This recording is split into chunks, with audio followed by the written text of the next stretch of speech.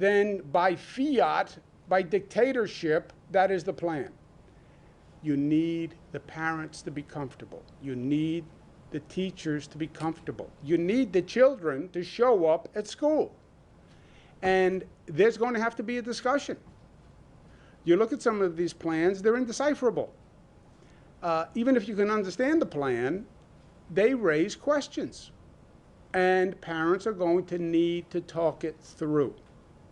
I encourage every school district, set up a discussion room now. Start explaining to the parents now. Have those conversations now. You can't call people into a conference room, but you can invite them onto a video chat or onto a chat room. But they have questions, and they need answers. And time is short. That should start now because the parents are going to make the decision. Nobody's going to tell me whether or not I should send my child to school. I'm going to make that determination. And I'm going to want to make sure it's an informed determination. And I'm not going to trust just what's on some school district's plan. I'm not going to do that. And parents have to be comfortable. And they should be comfortable because they're the ultimate decision makers here. Just because I say the infection rate is low, that's not going to cause a parent to send the child back to school. Just because the school district says we have a safe plan, I'm telling you it's not going to work. They have to feel comfortable, which means they have to be part of the process. We have to have a dialogue. I want to congratulate the Port Authority, Rick Cotton, who runs it, Chairman Kevin O'Toole. The St. Nicholas Greek Church has been a long saga for New York. It was destroyed in 9/11. It was supposed to be rebuilt. There were fits and starts.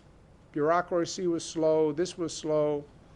But I was just with His Eminence the Archbishop, and it is now being rebuilt. It is magnificent. It really is a beautiful structure. It is the only church on 9/11. Part of it is going to be a bereavement center. It's not just a Greek church. It's a universal center for reconciliation. It is a spiritual place, and we've been trying to get it done for a long time. Sometimes God works in funny ways, that it is now being rebuilt at this moment, all these years after 9/11. Why this moment? Maybe because God says He needs or wants a symbol of renewal and rebirth at this moment. Maybe it was God's way of saying to New Yorkers, yes, this is a tough time. Yes, we've been dealt a hard blow, but we can rise up. We can build back, and we can build back better. St. Nicholas is better than the church that was there before. We didn't just rebuild St. Nicholas. This is a vastly improved physical structure from what it was. This is going to be a national landmark, St. Nicholas, when it's done.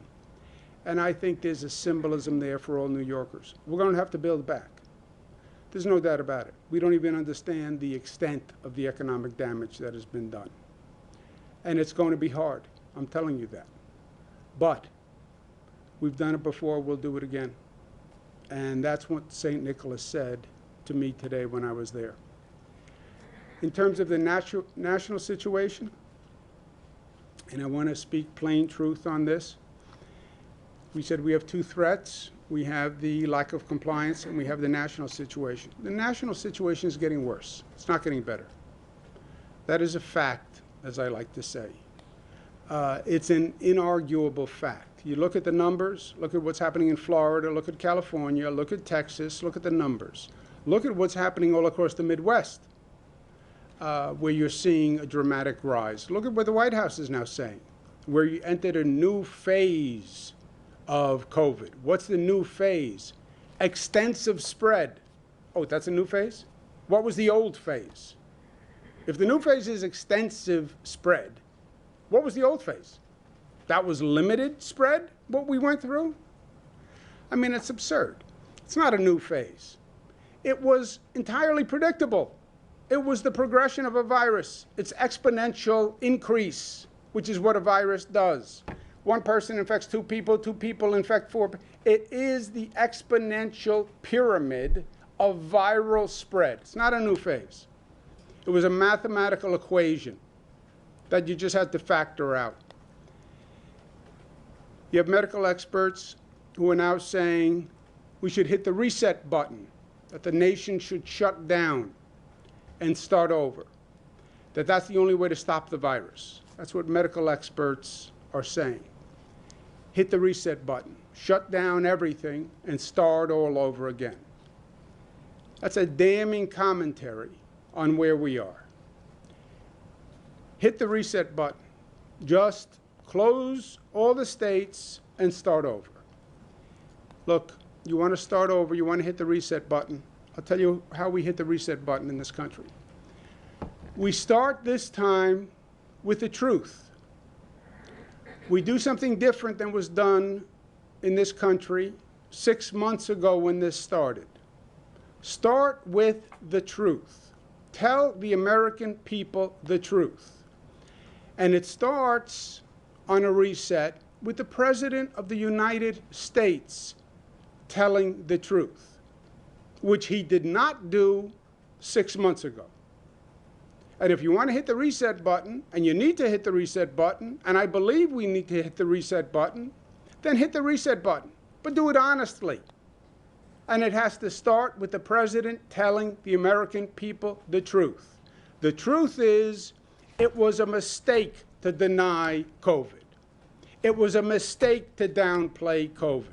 It was a mistake to say it's just the flu. It was a mistake to say it's gone by Easter. It was a mistake to say it's going to magically disappear when it gets warm. It was a mistake to say I see the light at the end of the tunnel. It was a mistake to say, yes, we're going to do testing, but I don't think we need it.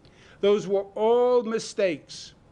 Those were all untruths. And they sent the wrong message to the American people. Because some people heard the president and believed him. And if you believed him, you wouldn't take COVID seriously. And if you didn't take COVID seriously, then you wouldn't take the precautions that people were saying you should take. But that's what the President of the United States was saying 6 months ago. The President of the United States said 5 months ago, reopen the economy, liberate the states, liberate the economy.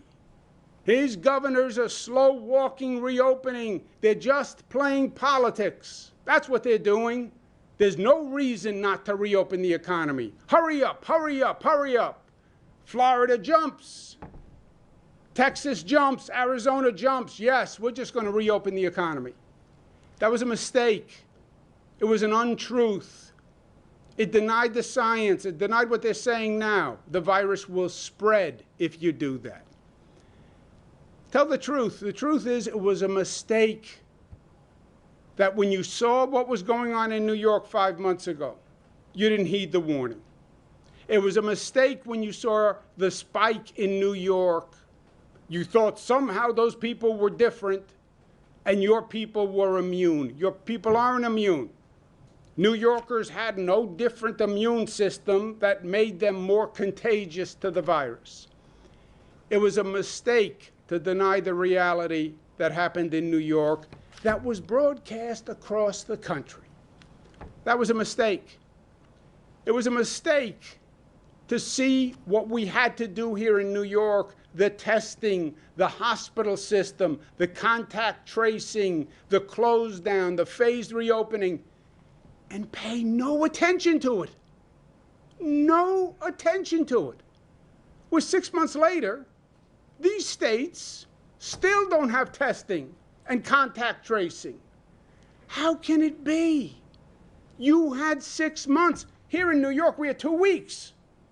We were ambushed because the virus came from Europe and nobody told us. These other states had 6 months. How did you not set up a testing operation? How did you not expand the capacity of your hospital system? How did you not locate additional staff? How did you not locate additional PPE? You had 6 months. The reason they didn't? Because they were listening to the president. There is no issue. There is no problem. It was a mistake. Tell them the truth. The truth is COVID is serious. It is deadly serious. And it's deadly serious for all of us. It's not deadly serious for Democrats. It's not deadly serious for blue states only. COVID kills Republicans. And COVID affects red states. It is deadly serious. It was not a political issue. And it shouldn't have been politicized. This is not a political issue. And it shouldn't have been politicized. This is public health. That's what this was. And it should have never been turned into a political symbol, which is what this president did. Start with the truth. And the truth is an outbreak anywhere is an outbreak everywhere. That's what we should have learned in China. It's what we should have learned from MERS and SARS and Ebola and swine flu and H1N1. An outbreak anywhere is an outbreak everywhere. It's still true. And the truth is none of us are safe until all of us are safe. That is the truth. If we don't tell the truth on the reset, COVID will never end. And it will ricochet across the country. It will just bounce back and forth. You see how it's bouncing now? It's ricocheting. It's Florida, it's Texas, it's the Midwest, it's California. Oh, it's back to New Jersey is on the rise. Oh, it's back to Massachusetts is on the rise. It will continue this ricocheting across the country because that's what viruses do. It will never end. This was a colossal blunder, how COVID was handled by this federal government. Colossal blunder. Shame on all of you. 6 months. Lives lost. Hit the reset button, yes. But the way the medical experts are talking about it, it won't work. It won't work unless you hit the reset button and you start with the truth. Because if the American people are continued lying to, the confusion and the chaos and the denial will continue. Hit the reset button. It's called the truth. It's called the plain truth. The American people are smart. If the president actually tells them the truth and says, I made a mistake, he's not going to be telling them anything they don't know. Every American knows he made a mistake. Every American knows this was the worst government blunder in modern history. Not since the Vietnam War have Americans sat in their living room to see the numbers on the TV screen every night saying what a mistake it was. During the Vietnam War, every night you saw the death toll. You saw the injury toll on TV. Every night they've seen this virus increasing all across the country and the death toll going up. You don't think they know it was a mistake? Then you don't know the American people. They are smarter than you think. Trust the American people.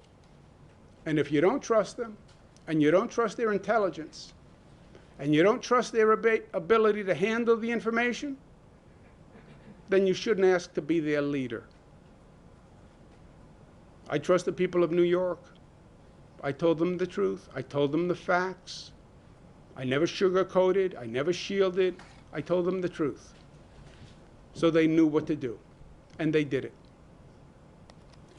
That's what we call being New York tough and smart and united and disciplined and loving. They should try it in Washington. Questions?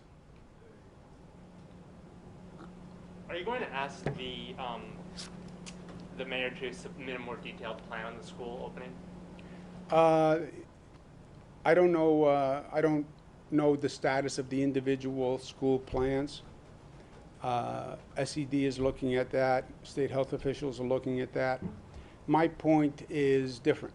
My point is this is not going to be between a school district and the state, or a school district and the state education department. This is between the school district and the parents. That's the ultimate decision maker are the parents. And I don't hear enough about the parents' concerns and the parents' involvement and the dialogue with the parents. It's not going to be school district to the state, school district to the SED. Yeah, I'm not going to allow any school to open that I don't believe if we don't have a safe environment. That's not going to happen. And I think New Yorkers know that, by the way. That doesn't mean that school is safe. Doesn't mean the school they're going to send their kid to is safe. And by the way, all they care about is the school that their kid is going to. That's very nice. Infection rate is good in my region. That's nice. How about my kid's school? That's all I care about. And just because you send me a form that says, it has been determined that school is safe to return to. No, it's not enough. It's not enough for me. I want to review the plan. I want to understand the plan. I have questions that I want to ask. They're asking me the questions. I mean, they're good questions. School district is going to test. How many tests? How many kids do you have? How many tests? Is that a representative sample? How long is it going to take you to get the test returns? Do you know? Where are you going to find these tests? You don't have them now. Where are they going to come from?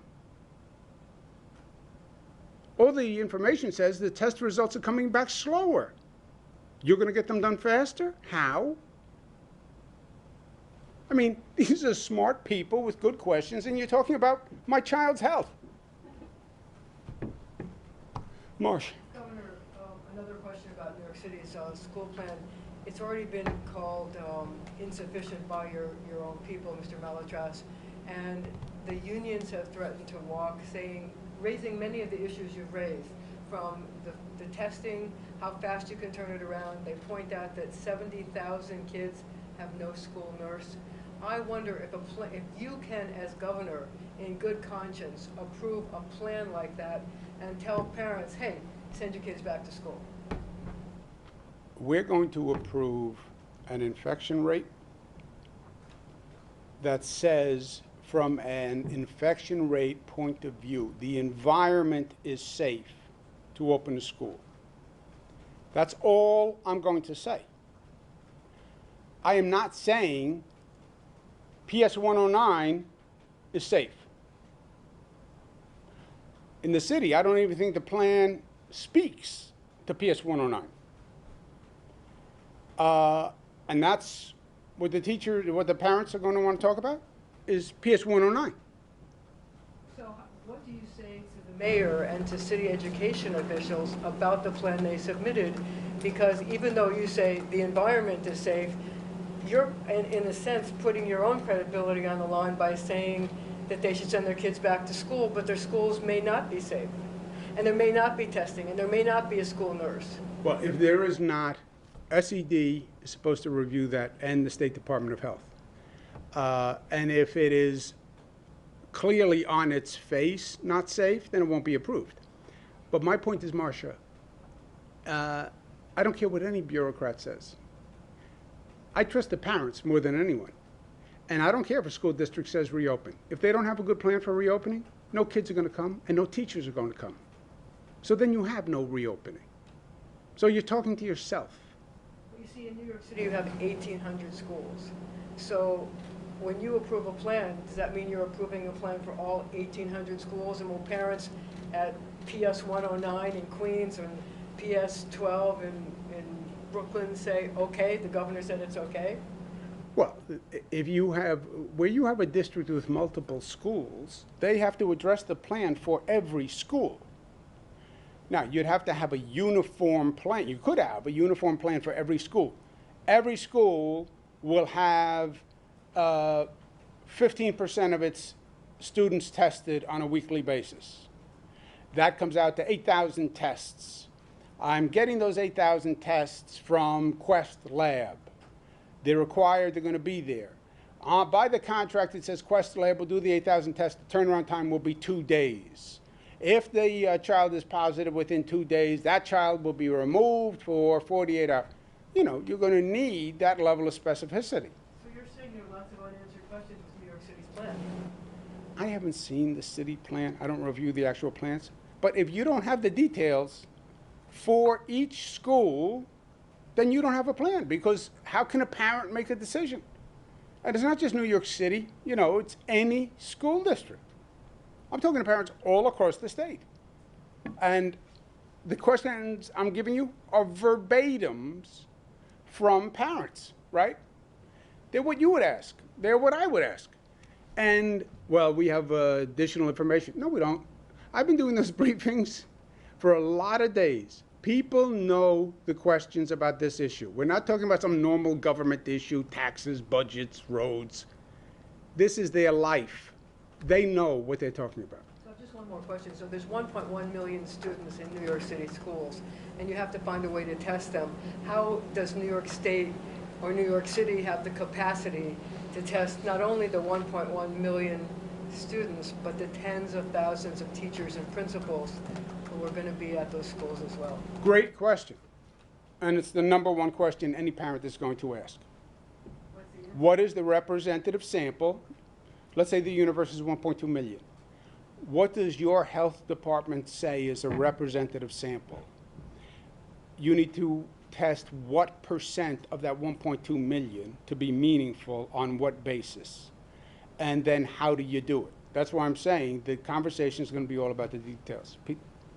Governor, there was a district in Indiana that they opened day one. A kid is sick, exposes all these kids. Does that change your view on the risks here, or clarify your thinking about how to make sure this is done safely? It doesn't, because I don't think there's anything unexpected there. I don't think the Indiana School District is unexpected. I don't think the Georgia camp is unexpected. That's why we didn't open camps. I don't think the Israel experience is with schools is unexpected. It's the same. We know this point.